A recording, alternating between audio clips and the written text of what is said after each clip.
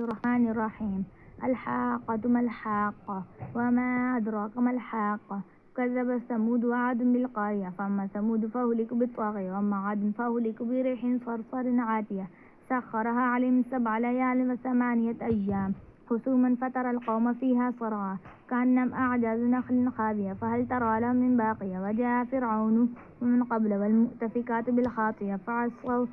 فعصوا رسول ربهم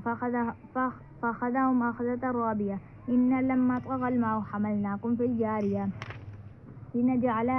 لنجعل لكم تذكرة وتعيه أذن واعية فإذا نفخ في الصور نفخة واحدة وحملت الأرض والجبال فدكت دكة واحدة فيومئذ وقعت الواقعة وانشقت السماء فهي يومئذ واهية والملك على أرجائها ويحمل عرش ربك فوقهم يومئذ 8 يومئذ تعرضون لا تخفى منكم خافية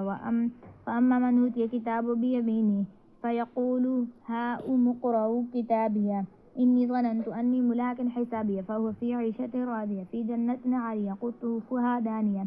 كلوا واشربوا هنيئا بما أسلفتم في الأيام الخالية وأما من أوتي كتابه بشماله فيقول يا ليتني لم أوت كتابيه ولم أدر ما حسابيه يا ليتها كانت القاضية ما أغنى عني مالي هلك عني سلطاني خذوه فغلوا ثم الجحيم صلوا ثم في سلسلة ذرعها 70 ذراعا فاسلكوا إنه كان لا يؤمن بالله العظيم ولا يحض على طعام المسكين فليس له اليوم هاهنا حميم وطعام إلا من غسل لا يأكل إلا الخاطئون فلا أقسم بما تبصرون وما لا تبصرون إنه لقول رسول كريم وما هو بقول شاعر قليلا ما تؤمنون ولا بقول كاهن قليلا ما تذكرون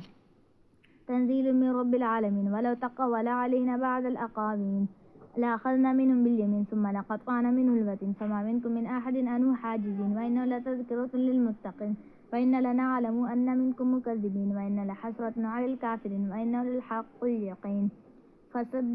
فسبح باسم ربك العظيم.